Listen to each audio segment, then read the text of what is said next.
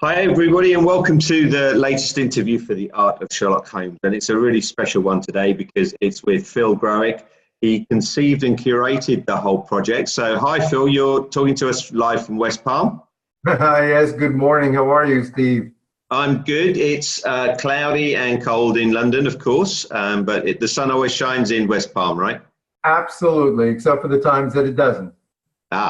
Well, why don't we kick off with a little bit about your career and how you started out in life, which was in the ad agency world. And tell us a little bit about that. Here's a couple of your books. Well, yes, I was very lucky. I started my own agency when I was quite young. Creative director, I was a writer. And after a number of years being merged, I sold to my partner so I could do a Major League Baseball properties license here. And then a friend of mine, the one that had merged me for a couple of years, an executive search, asked me to take over his company for the creative purposes, which I did, and worked with the top creative people in the world. The people, for instance, that did the Got Milk and Just Do It and Coca-Cola and all over. So these books, my first time, I contacted all of my friends and said, look, these kids today coming up in advertising, they look at you as gods and goddesses, and yet you started where they were.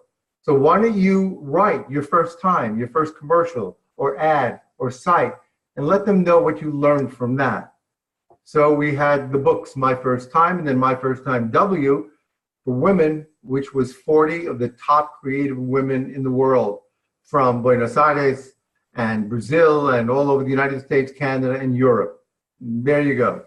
Yeah, really fun books to read. My favorite story, as we've talked about a few times, is one of the guys in there talks about how he was doing an advert where he decided to use a live skunk to illustrate how powerful the air freshener was, or something like that. And of course, the skunk wasn't taking any direction. It was a complete disaster. So I know you have some favorites in there too. When people say that commercial stinks.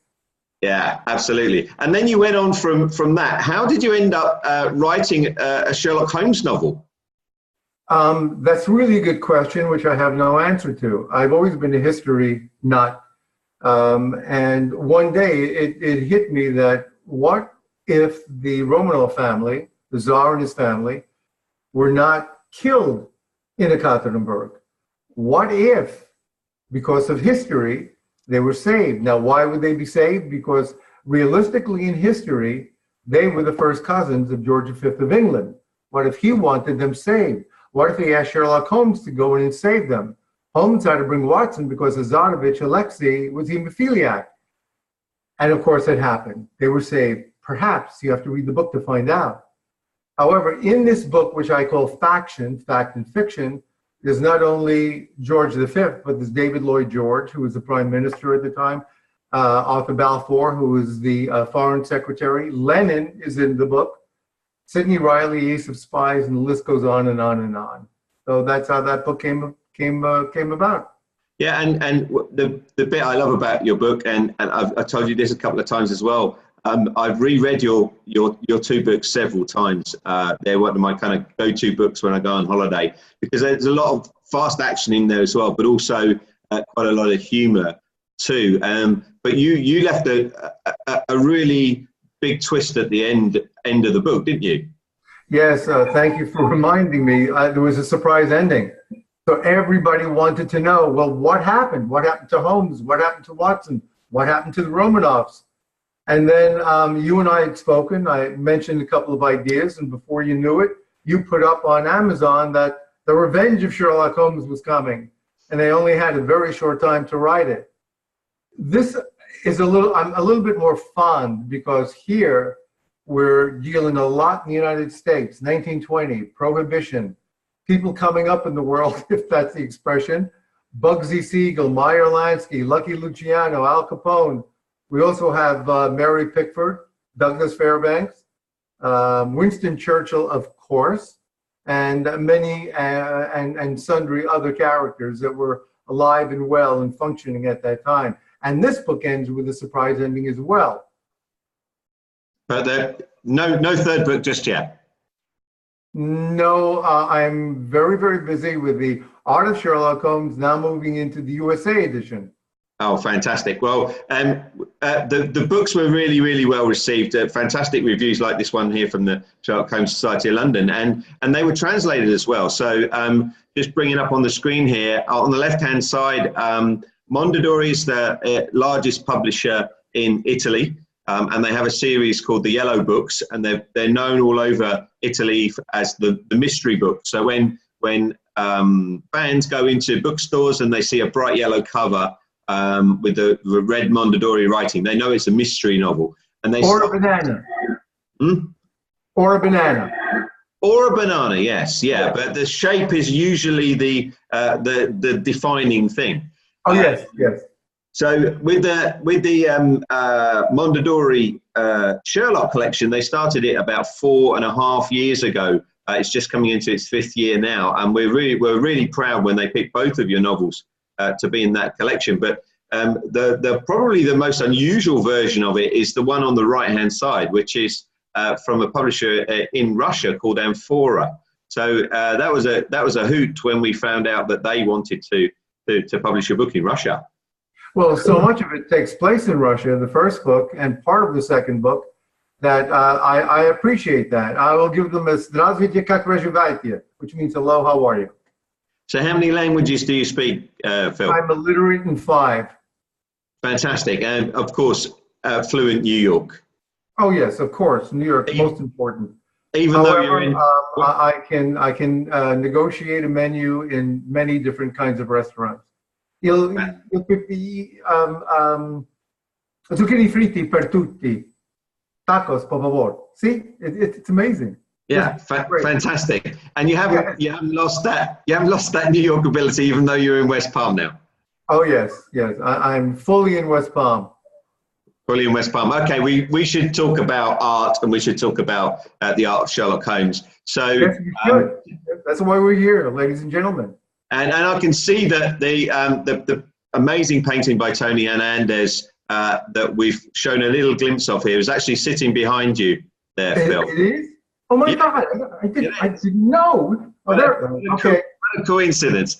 And don't move around too much, because we want to keep some of it hidden. We want to make it so it's just a glimpse of the painting. But tell us what inspired you, or how you came up with the idea of getting artists to paint from Sherlock Holmes stories. Well, I've been lucky enough to be the chair of the Art and Public Places Committee here in West Palm Beach. And of course, I've gotten to meet a lot of artists, and they've always been involved in the art world and advertising. I work with top illustrators, artists, photographers.